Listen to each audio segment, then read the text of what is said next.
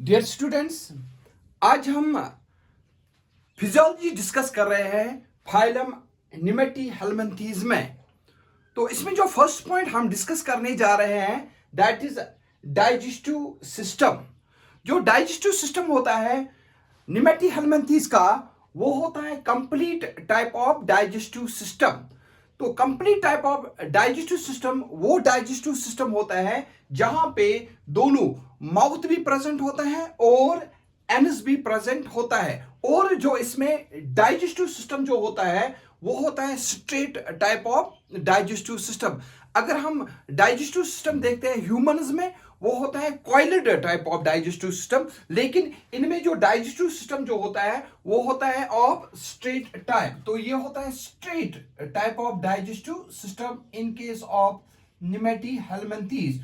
और फिर हम बोलते हैं जो इसमें बॉडी प्लान जो होता है वो होता है tube with in tube body plan. इसका मतलब क्या होता है? इसका मतलब ये है कि यहां पे जो डाइजेस्टिव सिस्टम जो होता है वो एक्ट करता है एज ए ट्यूब। ये एक्ट करता है एज ए ट्यूब। और वहां पे जो बॉडी वॉल जो होता है वो भी होता है एज ए ट्यूब। तो हम बोलते हैं जो ये डाइजेस्टिव सिस्टम जो होता है या जो डाइजेस्टिव ट्यूब जो होता है वो फिटेड होता है into this body wall that tube acts as a tube like structure. तो उस वजह से हम बोलते हैं जो निमेटी हेलमिंथीज जो होते हैं इनमें tube with in tube body plan होता है।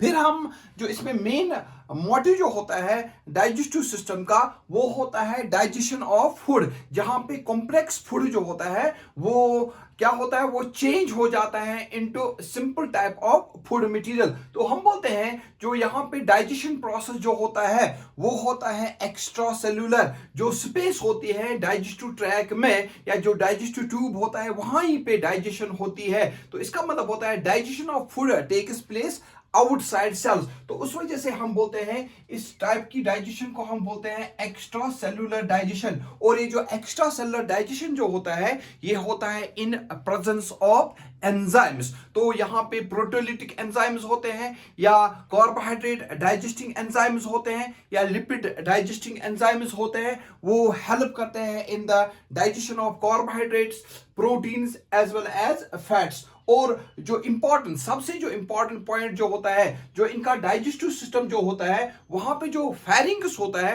वो होता है थिक वॉल्ड मस्कुलर फेरिंग्स। वो क्यों होता है वहां पे थिक वॉल्ड मस्कुलर फेरिंग्स? जब हम देखते हैं सपोज मेल एस्कैरिस या फीमेल एस्कैरिस, ये होस्ट बॉडी में प्रेजेंट होते हैं और ये वहां पे इसका मेन मोटिव जो होता है ये सक करते हैं जो डाइजेस्टेड फूड होता है इंटेस्टाइन्स में, उसको वो अच्छी तरह से सक करते हैं। तो उस वजह से इसकी इंपॉर्टेंस ये है कि ये थिक वॉल्ड मस्कुलर फायरिंग्स होता है। मस्कुलर इसीलिए होता है क्योंकि वो अच्छी तरह से फिर सक कर सकता है उस डाइजेस्टेड फूड मटेरियल को जब ये प्रेजेंट होते हैं into the host body as endoparasites. तो ये था किसके बारे में? डाइजेस्टिव सिस्टम के बारे में। Now the 11th point is respiratory system. तो रेस्पिरेटरी सिस्टम जो होता है that is meant for transport of oxygen and carbon dioxide. तो हम बोलते हैं यहाँ पे जो निमेटी हेलमिंथीज जो होते हैं इनमें well developed digest this respiratory system present नहीं होता है। तो हम बोलते हैं जनरली क्या होता है यहाँ पे जो बॉडी सरफेस होता है, बॉडी सरफेस के ही थ्रू वहां पे एक्सचेंज होता है गैसेस का, ऑक्सीजन का और कार्बन डाइऑक्साइड का। जो एनवायरनमेंट होता है वहां पे ऑक्सीजन हायर कंसंट्रेशन में होता है और वो एंटर करता है, वो एंटर ऑक्सीजन जो होता है that enters into the body of this nemathelminthes from higher concentration to the lower concentration. और इसी तरह से जो बॉडी होती है वहां पे कार्बन डाइऑक्साइड बनता है और कार्बन डाइऑक्साइड हायर कंसंट्रेशन में होता है इनसाइड द बॉडी और फिर कार्बन डाइऑक्साइड जो होता है वो बाहर आ जाता है from higher concentration to the lower concentration into environment, तो उस वजह से हम इस प्रोसेस को हम बोलते हैं डिफ्यूजन प्रोसेस। तो जो मैकेनिज्म होता है या जो प्रोसेस जो होता है रेस्पिरेटरी सिस्टम का वो होता है through general body surface. General body surface के थ्रू वहां पे एक्सचेंज होता है गैसेस का, और उस प्रोसेस को हम बोलते हैं डिफ्यूजन। जब हम एंडोपैरासाइट्स की बात करते हैं, जैसे एस्कैरिस होता है, वहां पे ये जो एस्कैरिस जो होता है वो रेस्पायर करता है एनएरोबिकली, तो इनके लिए ऑक्सीजन की जरूरत नहीं होती है, तो रेस्पिरेशन जो होता है वो होता है वहां पे इन एब्सेंस ऑफ ऑक्सीजन। तो नेक्स्ट पॉइंट आते हैं, दैट इज सर्कुलेटरी सिस्टम। जो सर्कुलेटरी सिस्टम जो होता है इस निमेटी हेलमिंथीज में वो अनडेवलप्ड होता है। अभी यहाँ पे कोई भी सर्कुलेटरी सिस्टम प्रेजेंट नहीं होता है, हार्ट नहीं होता है, इसी तरह से ब्लड नहीं होता है, ब्लड वेसल्स जो होते हैं वो भी एब्सेंट होते हैं। लेकिन फिर हम बोलते हैं जो ट्रांसपोर्ट होता है मटेरियल्स का वो किसके थ्रू होता है, हमने ऑलरेडी पढ़ा है यहाँ पे सीलोसीलूम होता है, और इस सीलोसीलूम में प्रेजेंट होता है सीलोमिक फ्लूइड, और जो सीलोमिक फ्लूइड जो होता है वो एक्चुअली हेल्प करता है in the transportation of materials. तो हम बोलते हैं यहाँ पे जो सर्कुलेटरी सिस्टम होता है वो अनडेवलप्ड होता है, और ट्रांसपोर्ट होता है मटेरियल्स का with the help of that coelomic fluid from one body part to another body part. Then coming to the next point, that is nervous system. जो nervous system जो होता है इनमें यहाँ पे एक important nervous system होता है जिसको हम बोलते हैं circumpharyngeal nerve ring। यहाँ पे आप देख सकते हैं जो इनका pharynx होता है, जो pharynx होता है निमेटी हेलमिंथीज का, वहां पे इसके अराउंड क्या होता है, इसके अराउंड वहां पे गैंग्लियन बनता है, इसके अराउंड जो होता है वो गैंग्लियन होता है, और ये जो गैंग्लियन होता है वो प्रेजेंट होता है in the form of a ring like structure, वो होता है present in the form of ring like structure. तो तभी हम बोलते हैं इनमें जो नर्वस सिस्टम होता है दैट इज सर्कमफेरेंजियल नर्व रिंग। यहाँ पे जो गैंग्लियन होता है वो एक रिंग लाइक स्ट्रक्चर बनाता है अराउंड द फेरिंग्स, और फिर उसी टाइप के नर्वस सिस्टम को हम बोलते हैं सर्कमफेरेंजियल नर्व रिंग। और ये जो सर्कमफेरेंजियल नर्व रिंग जो होता है वहां से इमर्ज होते हैं टू या हम बोलते हैं इसको डबल वेंट्रल नर्व कॉर्ड। जैसे हमारी बॉडी में क्या होता है डोर्सल हॉलो नर्व कॉर्ड होता है, ठीक, और इनकी बॉडी में क्या होता है, इनकी बॉडी में होता है solid double ventral nerve cord. यानी कि जो नर्व कॉर्ड जो होता है, जैसे हमारी बॉडी में स्पाइनल कॉर्ड प्रेजेंट होता है, इनमें क्या होता है नर्व कॉर्ड होता है, ठीक। और जो स्पाइनल कॉर्ड होता है वो हमारे डोर्सल साइड से होता है। इन इनवर्टिब्रेट्स में क्या होता है, जो ये नर्व कॉर्ड्स होते हैं वो वेंट्रल इन पोजीशन होते हैं, तो उस वजह से हम बोलते हैं। और ये होता है सॉलिड, हमारी बॉडी में जो वर्टिब्रेट जो होते हैं इनमें क्या होता है hollow type of nerve cord present होता है। यहां पे क्या होता है सॉलिड डबल, सॉलिड होता है डबल होता है, और वेंट्रल साइड से ये नर्व कॉर्ड प्रेजेंट होता है। तो हम बोलते हैं यहाँ पे सर्कमफेरेंजियल नर्व रिंग होता है, और यहां से इमर्ज होते हैं solid double ventral nerve cord. और इसके अलावा हम बोलते हैं जो नर्वस सिस्टम जो इनका होता है इस निमेटी हेलमिंथीज ग्रुप का, यहाँ पे 3 इंपॉर्टेंट सेंसरी पार्ट्स प्रेजेंट होते हैं। एक को हम बोलते हैं यहाँ पे पेपिला, इसी तरह से एम्फिड्स होते हैं और फेजमिड्स होते हैं। जो पेपिला जो होते हैं वो होते हैं गस्टेटो रिसेप्टर्स, ये नियर द माउथ प्रेजेंट होते हैं या लिप्स के अराउंड प्रेजेंट होते हैं, और वहां पे ये टेस्ट में हेल्प करते हैं। इसी तरह से जो एम्फिड्स और फेजमिड जो होते हैं they act as chemoreceptors, ये केमिकल्स जो होते हैं एनवायरनमेंट में उनको वो परसीव करते हैं। उसके बाद हम आते हैं 14th पॉइंट के ऊपर, दैट इज एक्सक्रीटरी सिस्टम। तो ये इंपॉर्टेंट पॉइंट है। यहां पे जो एक्सक्रीटरी सिस्टम जो होता है वो होता है ट्यूबुलर शेप्ड, वो होता है ट्यूब लाइक स्ट्रक्चर, और इसका जो शेप होता है एच शेप्ड। हम बोलते हैं यहाँ पे H shaped tubular excretory system present होता है। और यहां पे क्या होता है, यहां पे इसके साथ होता है यहाँ पे एक्सक्रीटरी पोर, यहाँ पे होता है एक्सक्रीटरी पोर, जिसके थ्रू जो ये tubular H shaped excretory system जो होता है यहां से फिर वेस्ट्स आते हैं और वो इस एक्सक्रीटरी पोर के थ्रू बाहर चला जाता है। और यहाँ पे स्पेशलाइज्ड सेल्स होते हैं इस एक्सक्रीटरी सिस्टम में, जिनको हम बोलते हैं रेनेट सेल्स। जैसे फ्लैम सेल्स हमने देखा प्लेटीहेल्मिन्थेस में, इनमें क्या होते हैं, इनमें होते हैं स्पेशलाइज्ड सेल्स जिनको हम बोलते हैं रेनेट सेल्स। और ये जो रेनेट सेल्स जो होते हैं ये यहाँ पे हेल्प करते हैं एक्सक्रीशन प्रोसेस में। और हम बोलते हैं ये जो निमेटीहेल्मिन्थेस होते हैं, राउंड वर्म जो होते हैं, ये नेचर में क्या होते हैं, अमोनियोटैलिक होते हैं। ये हेल्प करते हैं in the removal of ammonia from their bodies. तो ये अमोनियोटैलिक होते हैं। तो H shaped tubular structure present होता है, रेनेट सेल्स होते हैं और ये अमोनियोटैलिक होते हैं। Now coming to the next point, that is reproductive system. Coming to the next point, that is a reproductive system. That is the 15th system. 15th point, that is called as a reproductive system. A reproductive system. A reproductive system. यहां पे हम बोलते हैं जो निमेटीहेल्मिन्थेस जो होते हैं, इनमें क्या होता है, ये होते हैं सेक्सेस जो होते हैं इनके वो सेपरेट होते हैं। यहां पे आप देख सकते हैं हमने एस्कैरिस बनाया है, इसमें मेल एस्कैरिस होता है और फीमेल एस्कैरिस होता है। और इस वजह से हम बोलते हैं, हम डिफरेंशिएट करते हैं यहाँ पे मेल्स और फीमेल्स को। तो उस वजह से हम बोलते हैं इनमें सेक्सुअल डायमॉर्फिज्म प्रेजेंट होता है। Sexual dimorphism is present. Sexual dimorphism is present. Sexual dimorphism is present. या हम बोल सकते हैं जो सेक्सेस जो होते हैं वो होते हैं यूनिसेक्सुअल। ये होते हैं यूनिसेक्सुअल, या जिसको हम बोलते हैं डाइइशस भी।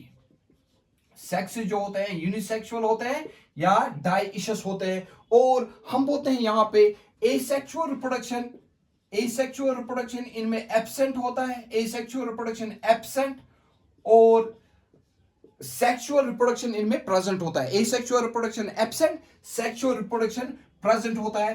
फिर हम बोलते हैं फर्टिलाइजेशन। अगर सेक्सुअल रिप्रोडक्शन है तो फर्टिलाइजेशन इसमें एक इंपॉर्टेंट प्रोसेस होता है, तो वो होता है यहाँ पे इंटरनल, वो होता है इंटरनल और क्रॉस होता है, इंटरनल एंड क्रॉस। इंटरनल का मतलब होता है जो फ्यूजन होता है गेमीट्स का, वो होता है इनसाइड देयर बॉडीज, ठीक। और क्रॉस होता है, क्रॉस का मतलब होता है मेल्स से स्पर्म आता है और फीमेल से ओम सेल आता है।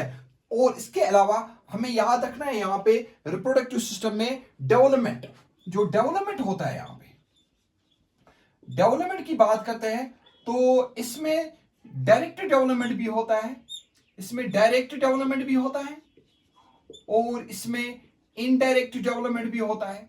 डायरेक्ट डेवलपमेंट में लार्वा नहीं बनता है और इनडायरेक्ट डेवलपमेंट में लार्वा बनता है। तो यहां पे no larva present, no larva, यहां पे कोई भी लार्वा नहीं होता है। फॉर एग्जाम्पल, एक एग्जाम्पल आता है इसमें जो कि इंपॉर्टेंट एग्जाम्पल है, वोकेरेरिया, वोकेरेरिया बेनक्राफ्टी भी हम इसको बोलते हैं। इसी तरह से जो इनडायरेक्ट डेवलपमेंट जो होता है, फॉर एग्जांपल एस्कैरिस में होता है, एस्कैरिस में होता है, वहां पे एक लार्वा होता है। इसमें जो लार्वा जो होता है उसको हम बोलते हैं रैबिडिटिफॉर्म लार्वा, रैबिडिटिफॉर्म लार्वा। यहां पे आपको याद रखना है जो लार्वा होता है, लार्वा जो होता है इस निमेटीहेल्मिन्थेस में, उसको हम बोलते हैं रैबिडिटिफॉर्म लार्वा। या इसी तरह से दूसरा एक लार्वा होता है फ्लैरिफॉर्म लार्वा, फ्लैरिफॉर्म लार्वा, फ्लैरिफॉर्म लार्वा। तो ये था डेवलपमेंट के बारे में। तो लार्वा होता है इसमें और कहलाता है इनडायरेक्ट डेवलपमेंट। जब लार्वा नहीं होता है उसको हम बोलते हैं डायरेक्ट डेवलपमेंट, वोकेरेरिया। और इसी तरह से एस्कैरिस की एग्जांपल हमने यहां पे बोली। फिर लास्ट पे आता है इसमें इंपॉर्टेंट एग्जांपल्स, इंपॉर्टेंट एग्जांपल्स आपको याद रखने हैं इसमें। एग्जांपल्स इंपॉर्टेंट एग्जाम्पल्स, एक एग्जाम्पल आता है इसमें, दैट इज एस्कैरिस। एस्कैरिस जो होता है, जिसका पूरा नाम जो है एस्कैरिस लम्ब्रिकॉइड्स होता है, ठीक। तो इसको हम बोलते हैं कॉमन राउंड वर्म, इसको हम बोलते हैं common round worm, common round worm. और जो ये कॉमन राउंड वर्म जो होता है, ये होता है वहां पे मोनोजेनेटिक। ये कभी कभार पूछा जा सकता है, मोनोजेनेटिक। मोनोजेनेटिक का मतलब क्या होता है, इसका ये अपना लाइफ साइकिल जो होता है वो कंप्लीट करता है in a single host, in a single host. ये अपना लाइफ साइकिल कंप्लीट करता है in a single host, that is man, that is man, ठीक। तो दूसरा जो है इसमें इंपॉर्टेंट, एनसाइलोस्टोमेटा,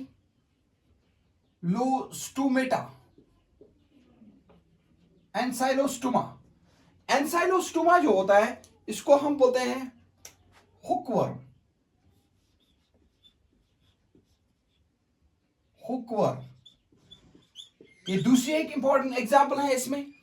तीसरा जो इंपॉर्टेंट एग्जांपल है इसमें, दैट इज वोकिरेरिया, जिसका पूरा नाम जो है दैट इज वोकिरेरिया बेनक्राफ्टी। इसको हम बोलते हैं फिलेरियल वर्म भी, फिलेरियल वर्म, फिलेरियल वर्म। और इसके बारे में भी पूछा जा सकता है, ये होता है डाइजेनेटिक, ये डाइजेनेटिक होता है। दैट मीन्स इसका लाइफ साइकिल जो होता है, इसके 2 होस्ट्स होते हैं, प्राइमरी होस्ट और सेकेंडरी होस्ट, सेकेंडरी होस्ट। ये अपना लाइफ साइकिल जो होता है ये 2 होस्ट्स में कंप्लीट करता है, प्राइमरी होस्ट और सेकेंडरी होस्ट में। That is why it is called as digenetic. और ये एक डिसऑर्डर कॉज करता है, ठीक, जिसको हम बोलते हैं यहां पे एलिफेंटियोसिस। ह्यूमंस में एलिफेंटियोसिस, बेसिकली ये रिजाइड करता है इन द लिम्फेटिक वेसल्स। ये लिम्फेटिक वेसल्स में जो ह्यूमंस के लिम्फे, जहां पे प्राइमरी होस्ट ह्यूमन जो होता है, वहां पे जो लिम्फेटिक वेसल्स जो होते हैं वहां पे ये रिजाइड करता है और इनकी स्वेलिंग करता है।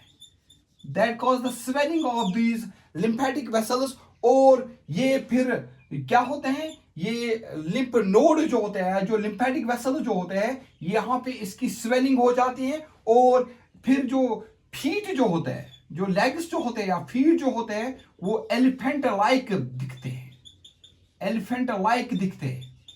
तो उस वजह से हम इस ये जो डिसऑर्डर कॉज करता है उसको हम बोलते हैं एलिफेंटियोसिस, या उसको हम बोलते हैं फिलेरियोसिस भी, फिलेरियोसिस, फिलेरियोसिस या एलिफेंटियोसिस कौन करता है, वोकिरेरिया। और एस्कैरी जो होता है ये कॉज करता है एस्कैरियोसिस। ये एस्कैरियोसिस जो डिसऑर्डर होता है वो कॉज करता है। ये पूछे जा सकते हैं, ascariasis is caused by ascaris, and wuchereria जो होता है it causes, it is also called, it causes a disease called as elephantiasis और फिलेरियोसिस, जिसमें जो लिम्फेटिक वेसल्स जो होते हैं मैन के, वो स्वेल हो जाते हैं और वो अपीयर होते हैं to be like elephant. That is why it's called as elephantiasis. Last important example जो होता है यहाँ पे, दैट इज रेबिडाइटिस, रेबिडाइटिस। ये होता है फ्री लिविंग, इसको हम बोलते हैं फ्री लिविंग वर्म। ये होता है free living worm, free living worm. Hope ये था इस निमेटी हेलमिंथेस के बारे में। होप आपने इसको समझा होगा। और जो भी मेरे इन लेक्चर्स को देखते हैं, अगर किसी ने अभी तक सब्सक्राइब नहीं किया होगा तो वो इस चैनल को सब्सक्राइब कर सकते हैं, कमेंट कर सकते हैं, लाइक कर सकते हैं और शेयर कर सकते हैं। And we are going to meet in the upcoming topics. Hope you got this lecture. Thanks. Have a good day.